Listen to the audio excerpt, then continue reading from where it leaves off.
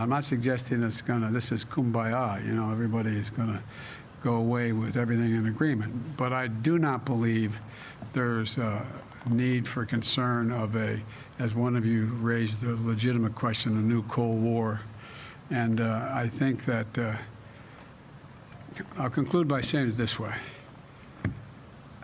I want to be clear, and be clear with all leaders, but particularly with Xi Jinping, that I mean what I say and I say what I mean. So there's no misunderstanding. Morgan, I'll save for the Colombia, Cambodia gaffe in a moment, because we don't know what he meant. We don't know what he said. But anyway. What did he mean just now when he said, I say what I mean and I mean what I say? I want to be clear. And let me be real clear with Xi Jinping. I'm sure I said the name wrong, but it's okay. Sometimes we say things wrong, okay? You gotta learn to forgive yourself. That way you can forgive other people when they screw up, okay? All right. Take it away. Yeah. So listen, I'll start with the positives and the negatives. I've been a part of meetings like these, especially with Mike Pompeo.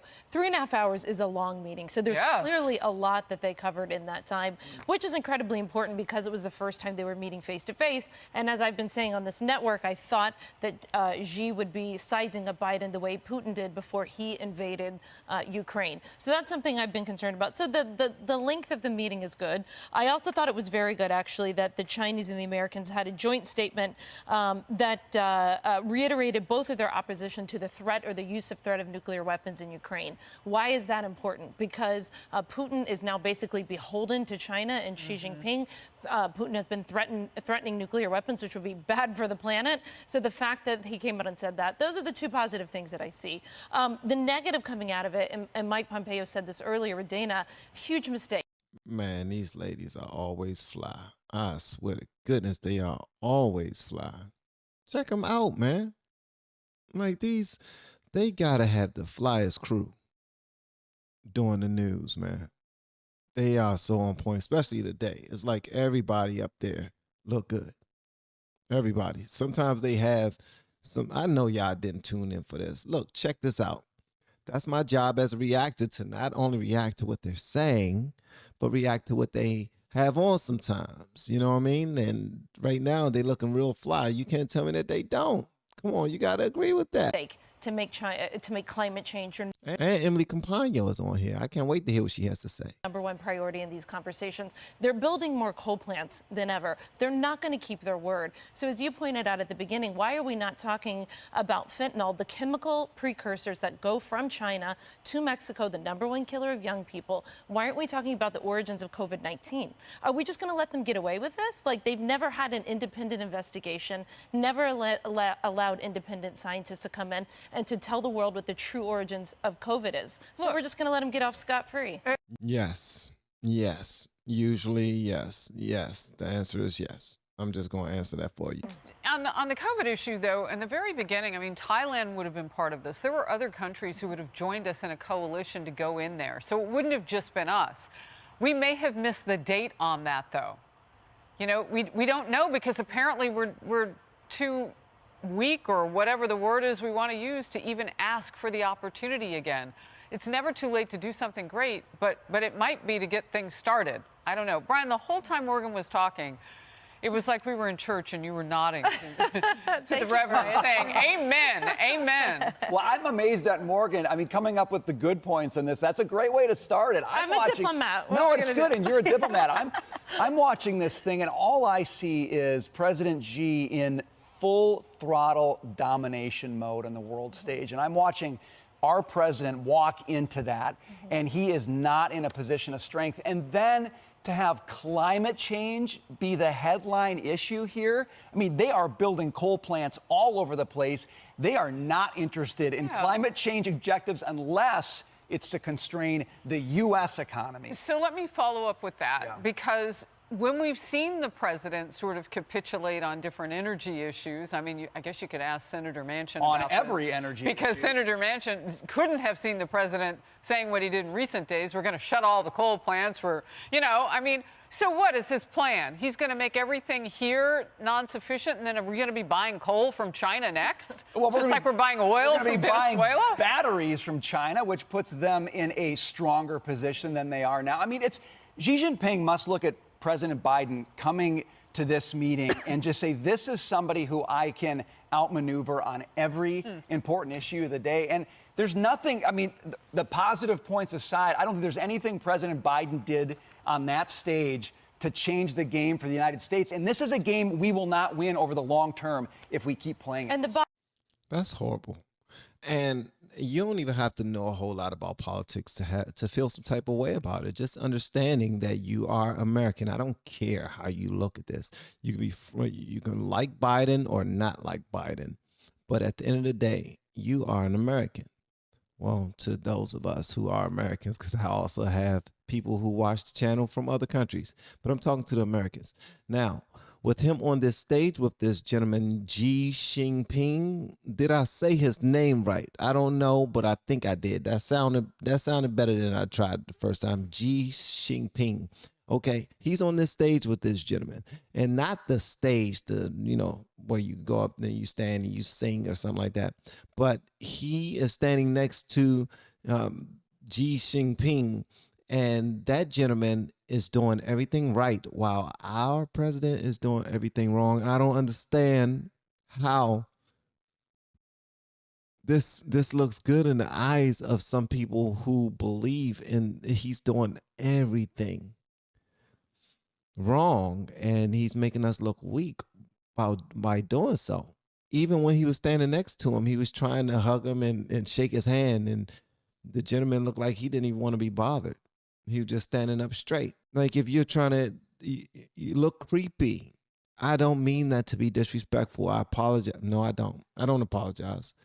You looked creepy.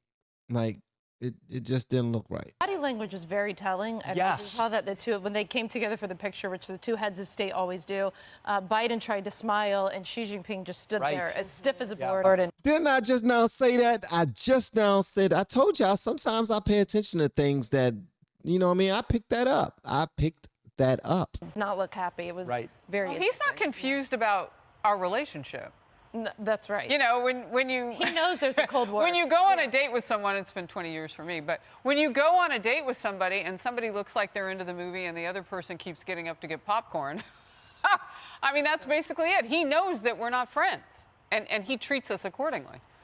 Dagan. He treats us as if we are up to him and that we are inferior to China. Certainly based on Joe Biden's policies and his language, that's how he behaves. It's not too much to ask of the President of the United States to stand up for the surviving families of the million Americans, more than a million Americans who die from COVID. Right. It's not too much for him to say, China, we need to talk about the origins. Whether it's too late or not, it's never too late for those surviving families to hear that from the President of the United States. It's not too late for the families of the hundreds of thousands of young people who have died from fentanyl poisonings here in the United States.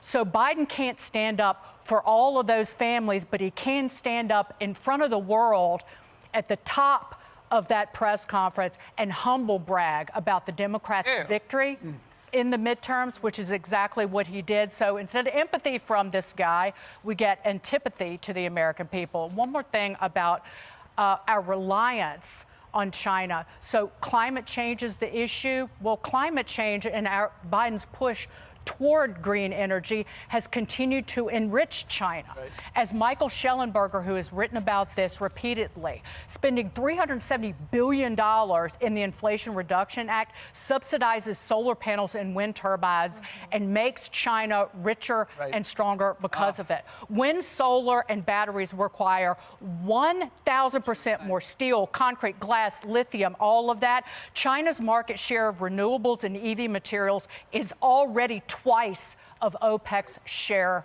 of oil. Wow, and that's what we're talking about with those batteries. Wow. I do want to get to this, and then Emily, I'll come straight to you. And we don't make light of this. It just is sort of his signature. Here's Biden. I'm heading down to, first of all, going to Cairo for the the environmental effort, then heading over to Colombia, and then, Cambodia. I'm thinking the Western Hemisphere. And I want to thank the Prime Minister of Colombia's leadership in the ASEAN chair. And I note, Harris, that after that gaffe, the mainstream media, of course, said, well, in comparison to Trump, this was simply a bug bite versus a mountain. So no matter what, the enormity of the gaffe, the disrespect that illuminated toward our allies was simply overshadowed by the media's obsession with a former president. I appreciate that you brought up the body language of Biden and Xi, because it reminded me, you guys have seen those like videos, the wildlife videos of the cougar stalking maybe a rabbit or a hiker or something. That is what it looked like. This old lumbering Labrador walks across the stage with his hand out the whole time, and there's just like a cougar sitting there, because as Secretary Pompeo articulated so beautifully, so commandingly after we saw his comments live, he said, so he talks about compete without confrontation. Confrontation is already underway.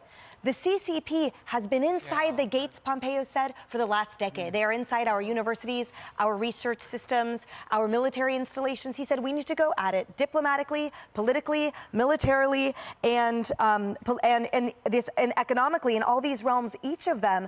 And to say, in my opinion, that for the president to say, oh gosh, no, we've been on the same page and we're all about climate and there's no confrontation, does such a disservice to the ordinary American that is battling the effects of China's domination, that has been battling the effects in taxes and fees and shoddy products and the undermining of our American pride, of our American placement and priority. All of that is because of Xi's and the CCP's takeover that the prior administration had a great handle on, a great priority on, and unfortunately this administration does not. Yeah. Whatever you say, Emily. Whatever you say. Y'all see me put on that Joe Biden creepy face. Yes, I'm ridiculous. Look, I know we got to go here, and I'll just say this. If you can't be on the world stage now, you're humble bragging about the fact that you just won in the midterm elections and lost the fewest seats than any president in 40 years, because that's one of the things he has said, President Biden. If you can't take that moment, if you can't grab that moment to hold Xi accountable on some things, if you can't bring up the Uyghurs and just say, I'm worried about them, when would you ever do it? Is the answer never? Never. Never. Not this president. When it comes to this politics stuff, I don't think he's capable of it. I think he needs someone else to communicate that to these other world leaders. Make sure y'all share this thing.